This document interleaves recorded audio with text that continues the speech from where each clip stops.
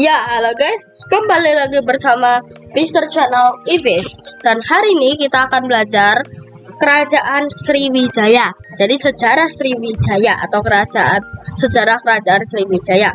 Dan ini kita belajar bersama Mr. Channel Ibis. Oke, mungkin beberapa dari kalian tahu ada namanya Kerajaan Sriwijaya ini, tapi tidak tahu sejarahnya. Makanya kalian membuka video ini untuk mempelajari sejarah-sejarah tersebut. Sebelumnya saya mau minta maaf jika ada salah perkataan, salah pengucapan nama dan lain-lain, dan juga salah ngomong gitu, salah informasi. Saya maaf. Ya. Oke, kita mulai dari pengertiannya dahulu. Kerajaan Sriwijaya adalah kerajaan Buddha yang bercorak maritim yang mengontrol perdagangan dari jalur utama Selat Malaka. Nah, kita perlu mengetahui bahwa kerajaan-kerajaan ini memiliki hubungan erat dengan Jawa, sebab relasi raja-rajanya berasal dari Jawa. Lalu kita akan masuk ke sejarah singkat tentang Kerajaan Sriwijaya. Kerajaan Sriwijaya ini lahir pada abad ke-7 Masehi atau tahun 700 ya, dengan pendirinya bernama Dapun Tahyang Srijaya Nasa.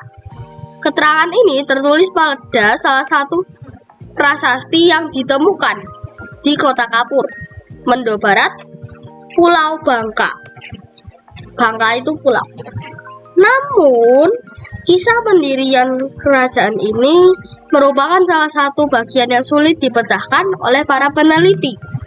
Sebab, dalam sumber-sumber yang ditemukan, tidak ada struktur genealogis atau yang logis atau yang terpercaya yang tersusun dengan rapi antar Raja Sriwijaya. Tetapi prasasti Kedukan Bukit menyebutkan nama Dapun Tahyang dan prasasti Talang Tuo memperjelasnya menjadi Dapun Tahyang Srijaya Nasa. Kedua prasasti ini adalah penjelasan tertua mengenai seorang yang dianggap sebagai raja atau pemimpin Sriwijaya. Dalam prasasti Kedukan Bukit juga menceritakan bahwa Dapun Tahyang mengadakan perjalanan dengan pemimpin 20.000 tentara dari Minangkabau ke Palembang, Jambi, dan Bengkulu. Jadi, Dapun Tahyang itu mengadakan perjalanan ke 3 tempat, yaitu yang tadi saya sudah sebutkan, Palembang, Jambi, dan Bengkulu. Dalam perjalanan,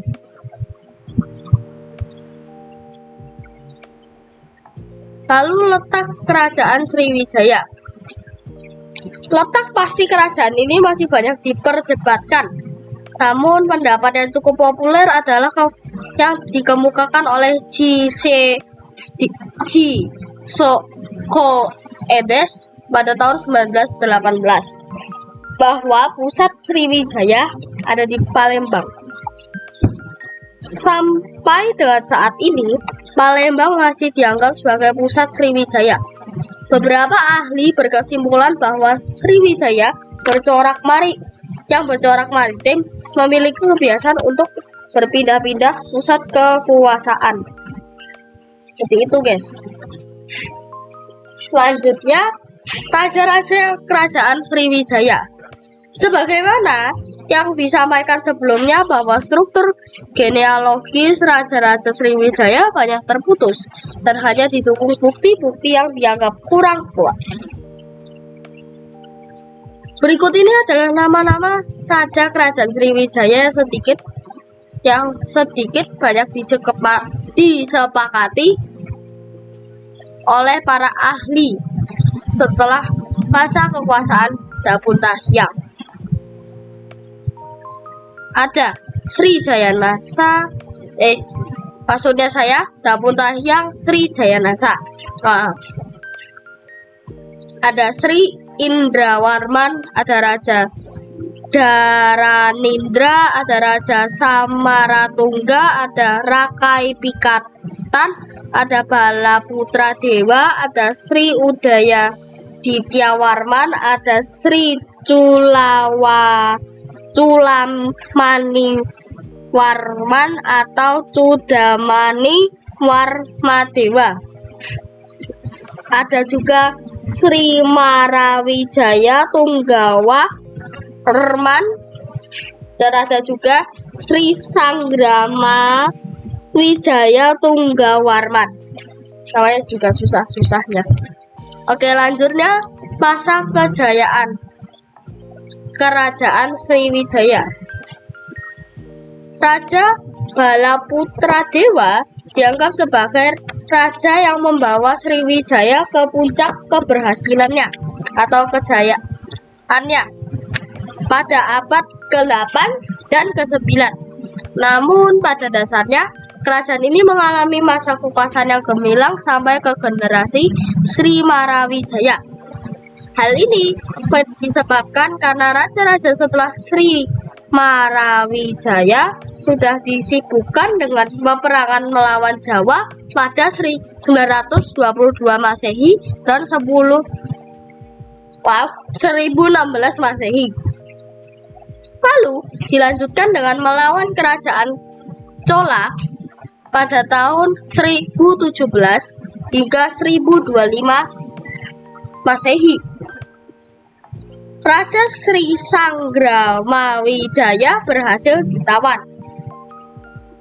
Lalu pada masa kekuasaan Balaputra Dewa sampai dengan Sri Marawijaya, kerajaan Sriwijaya menguasai Selat Malaka yang merupakan jalur utama perdagangan antara India dan Cina. Selain itu, seperti yang dilansir dari buku-buku mengenal kerajaan-kerajaan Nusantara karya Deni Prasetyo, mereka berhasil memperluas kekuasaannya hingga Jawa Barat, Kalimantan Barat, Bangka, Belitung, Malaysia, Singapura, Thailand Selatan. Itu ya, banyak ya. Jadi kerajaan Sriwijaya itu dulu besar banget. Ada 7 tempat yang ada sekarang. Dulu punya kerajaan Sriwijaya banyak banget ya, besar berarti ya dulu. Besar banget, bukan besar banget. Masa keruntuhan kerajaan Sriwijaya. Kebesaran kerajaan Sriwijaya mulai mengalami kemunduran atau penurunan sejak abad ke-11 atau 1100 Masehi. Berawal dari serangan besar-besaran yang dilakukan oleh Raja Rajendra Chola Dewa dari kerajaan Chola yang berhasil menawan salah satu raja Sriwijaya tersebut. Dikutip dari buku sejarah karya Nana Supriyatna, kemudian pada abad ke-13 atau 1300 Masehi, salah satu kerajaan taklukan Sriwijaya, kerajaan Malayu, berhasil dikuasai oleh Singosari atau Singasari ya. Kerajaan dari Jawa yang dipimpin oleh Kertanegara. Melalui ekspedisi Malayu, Kertanegara berhasil menjalin hubungan yang baik dengan kerajaan Malayu. Sementara itu, kerajaan Sriwijaya mulai melemah dan tidak bisa berbuat apa-apa untuk mencegah negara taklukan yang menjalin hubungan dengan negara saingan di Jawa. Hingga kelemahan ini bisa dimanfaatkan oleh kerajaan Sukodaya dari Thailand di bawah Raja Kamheng.